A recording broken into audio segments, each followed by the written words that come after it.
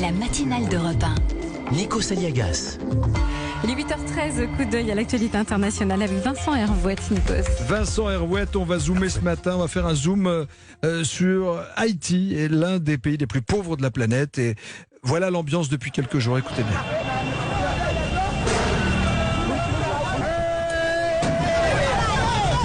Scène de violence, manifestation contre la pauvreté, les Haïtiens n'en peuvent plus et ils demandent le départ du président Jovenel Moïse. Oui, sur les barricades ou calfeutrés chez eux, les Haïtiens se demandent combien de temps va tenir Jovenel Moïse, le président. Quand va-t-il jeter l'éponge? Alors, cette île en panne, ça rappelle la chute de Duvalier. Au bout de 8 jours de grève générale, le président à vie s'était enfui. C'était un 7 février, c'est maintenant la fête nationale. Et cette année, les manifs ont commencé ce jour-là.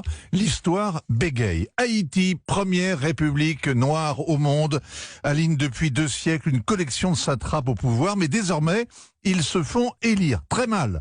La participation est dérisoire. Puis, ils s'autodétruisent. En 2 ans, ils sont essorés, un bon acheté. Et Jovenel Moïse avait un slogan de campagne. Il promettait de mettre à manger dans les assiettes et de l'argent dans les poches.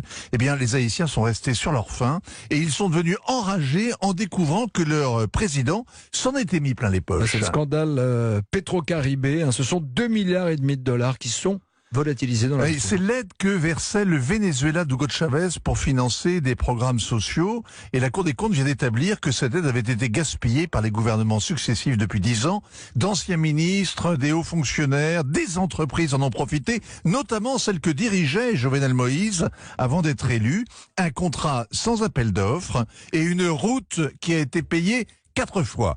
Transparency International classe Haïti au 161e rang sur 180 pour la corruption. Les Haïtiens n'attendent rien de leur classe politique.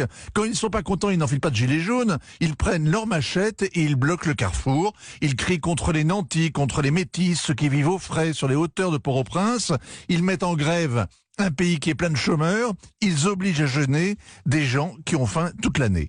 Alors depuis une semaine, des prisonniers sont évadés, la police a tué des manifestants, des magasins sont pillés, l'électricité est coupée.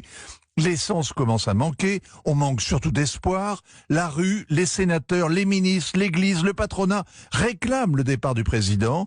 C'est une révolution, mais à quoi bon quand l'État est si faible?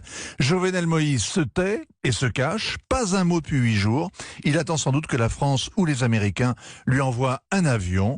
Pour s'enfuir, il évitera de prendre la route. Elle ne mène nulle part.